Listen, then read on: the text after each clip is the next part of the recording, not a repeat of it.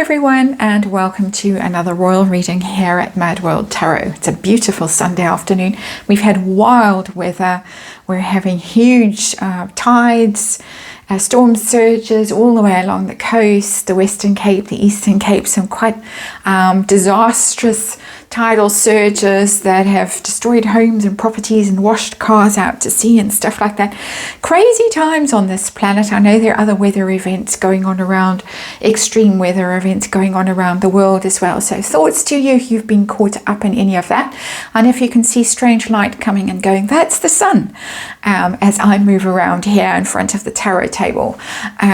So our September sun here in the Western Cape. I have the Knights Templar Tarot on the tarot table for this reading. It's a good tarot deck to use when looking at military titles and honours and appointments and things like that, and that is what we're looking at now in this reading. And this is the series of readings I'm going to be doing today, because I do like to follow a theme each day if possible. And we're looking at has-been. In this one we're going to be looking at his military titles, and in the next one we're going to be looking at his place in the line of succession, because apparently these are all up for grabs. Well, not really, not the military titles. Apparently he approached the king and asked for his titles to be restored, and the king said no, and Harry had an epic tantrum, and I will never forgive the king for this. So I went and had a quick look at a refresher course, and it was in February 2021 that he was stripped. It says politely that he returned the following military appointments to the Queen. This was, of course, after the year of grace that they were given after Megxit, when they could decide if they really wanted to be Californians or if they wanted to come home, but they were in the throes of their Netflix deals and Chimpo and $1 million speeches and all the rest of it, so why should they bother? But what he returned, the polite word for saying what was stripped, was Captain General, Royal Marines. That's the big one that Prince Philip had, of course, and the King now has. Honourable, or honorary or something, I can't read my own writing, Air Commandant of the RAF Huntington, again can't read my writing, apologies, and Commodore-in-Chief Small Ships and Diving, and that's Royal Naval Command. So he had the Royal Marines, he was Captain General, then he had an RAF appointment, and he had a naval appointment, and he also had honorary rank. He held rank in both of those. He had in the Navy and the RAF, which he also lost.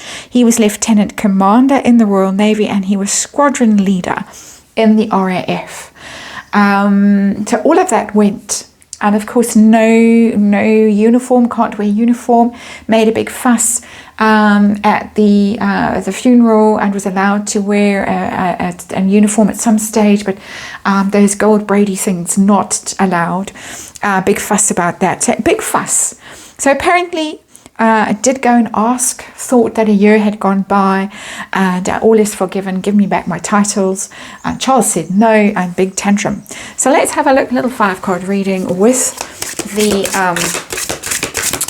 Knights Templar Tarot. Let's find out, did he really honestly believe and expect that he could have his titles back? How did he react when Charles said no? I've got the Three of Swords there, which I think is quite telling. How did he react when Charles said no? And does he appreciate the enormity of what he's done? Does he have any sense of why the titles were taken away, the rank was taken away, and why it's not being returned? And are we ever going to see him? Oops, card's gone off the table. I'm going to have to climb under the tarot table, which means we're ready. Is he ever going to wear a uniform again, apart from trampling through the graveyard, the cemetery in California, as he did so disgracefully? But I'll pause now and climb under the table. And I'm back after my little adventure under the table. And this is the card, interestingly, that went flying off. We'll file it back in, and then we'll get stuck into our 5-card reading. And there we go. The Emperor's come out now. Ooh, a lot of male ego around.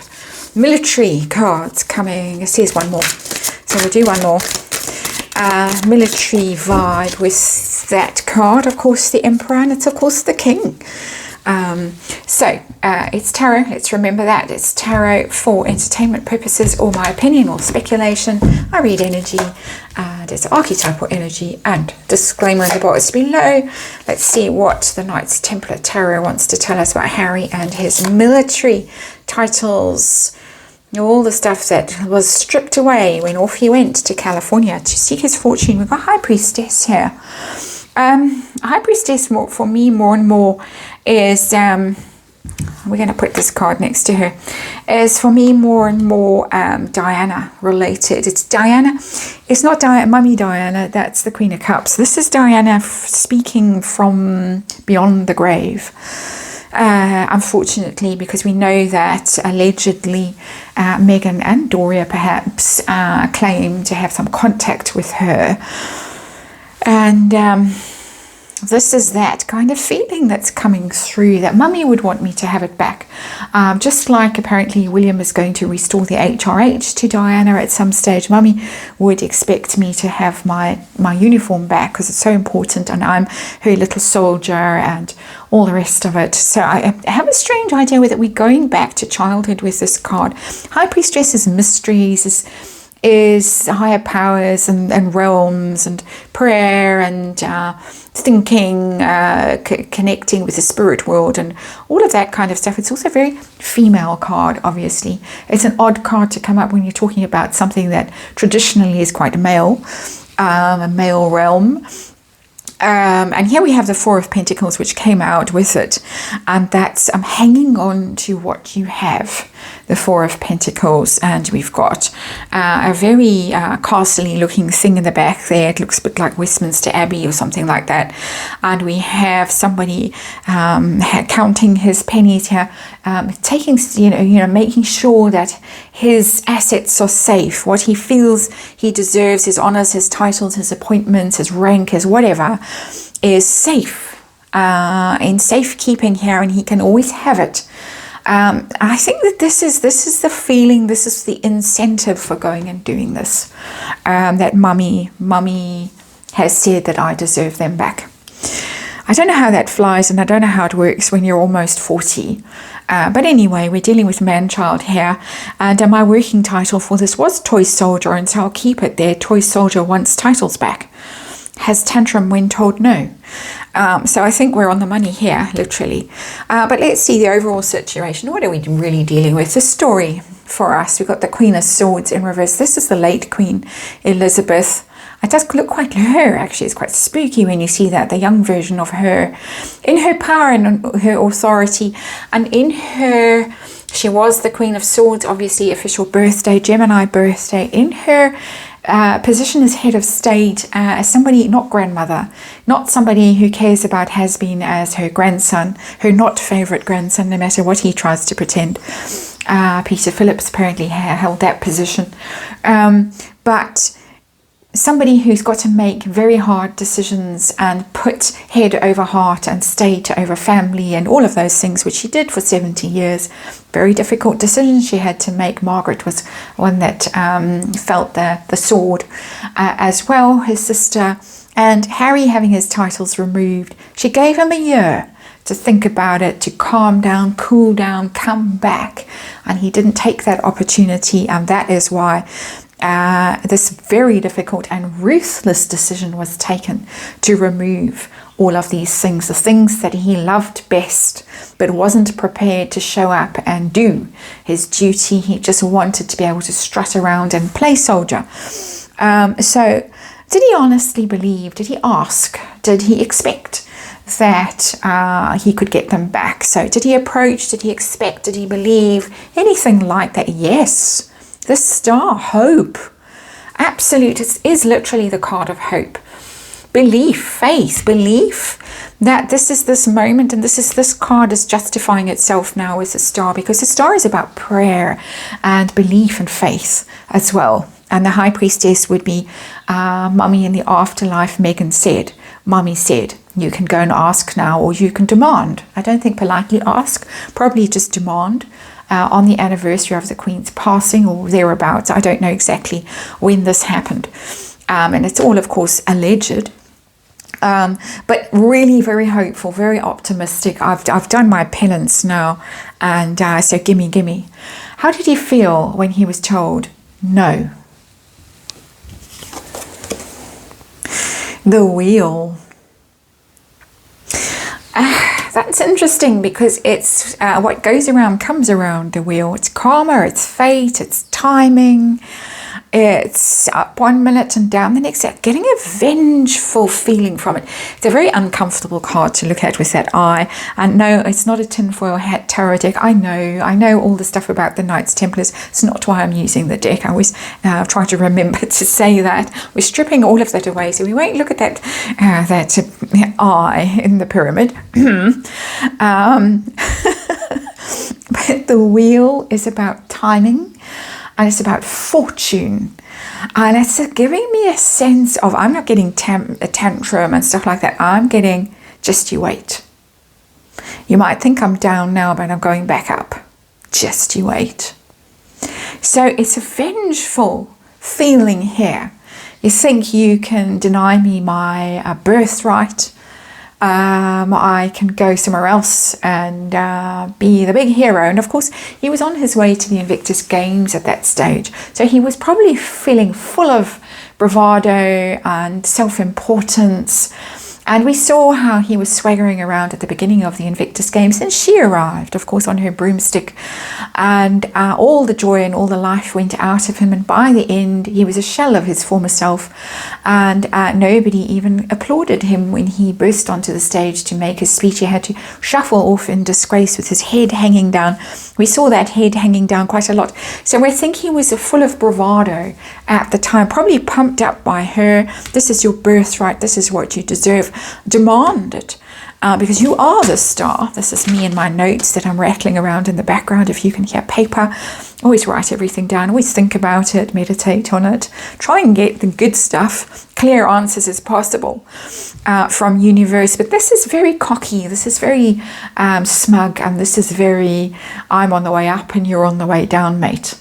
It's not angry, it's not humble, it's not cowed. So let's see if he has any sense of guilt, any sense of wrongdoing, that there might be a reason why his titles were removed by the Queen of Swords in reverse and are not being returned by the King. Any sense of shame, of, yeah, there is. It's not shame. It's feeling cut out of the family. Ten of Cups in reverse. I think he honestly doesn't understand it. He is dim, seemingly getting dimmer by the day with all the substance abuse. That's my opinion, of course. But Ten of Cups in reverse is sorrow about a family connection that has failed. And so I think he believes that this is spite and malice on the part of the royals, because he's married a woman of colour. And they're always got this inherent, this thingy bias, whatever it is, can't remember. But they've got that bias thing. And so he's been kicked out of the family because they're cruel and cold-hearted, and only mummy up in the sky understands him and loves him, and the rest of them can't stand him and are just vicious and mean and taking away what is his to spite him for marrying this woman of colour who would be more popular than Catherine. And we can't have that. So we've got to evict you, exile you, chase you out of the happy home. Ten of Cups upright is the happy home where you feel safe and comfortable and loved and valued and appreciated. And it's in reverse. So he feels that he's been booted and pushed out of the nest, basically, through no fault of his own. I don't see any sense of shame or understanding of what he has done, publishing the book in which he fantasized about killing his father, was very rude about his father's wife, his stepmother, rude about his brother's wife, rude about the British public. It goes on and on and on. Suing the British government, of course, his father's government. On and on and on it goes. But no, they're mean and nasty and cruel. And they chucked me out of the nest and left me a little fledgling with hardly any feathers on, sitting on the ground with a broken wing. Woe! Such woe here with the Ten of Cups in reverse. Is he ever going to be in a uniform again? A uniform of course, Let's clarify. Not Nigeria or Botswana or wherever else he might be going. The country that's currently at war that he seems to be promoting enormously. And I dare not say the name of that country here because of enormous amounts of machine censorship on this platform. But let's see if he'll ever be in a British uniform again or have those titles restored. Will he ever get that back? Seven of Wands in reverse, no. It's something he's going to lose. It's a battle he's going to lose upright. You defend yourself. You can fight vigorously for what you believe in, because what you believe in is right. You have the truth. You have the high ground. You have the honor and the angels on your side. But in reverse, you fall over. You can't defend yourself. What you've done is indefensible. You're vulnerable. You have to just surrender to the situation. He will never get any of that back. It's gone, and it has gone for good. He doesn't understand why. He honestly believes that at some stage it's all going to come back with that wheel card, and he's going to be the winner. He is going to be King Harry, King Henry, the whatever's. We're going to check that out now in the next reading. But thanks for watching this one, and I'll hope to see you over on the next one.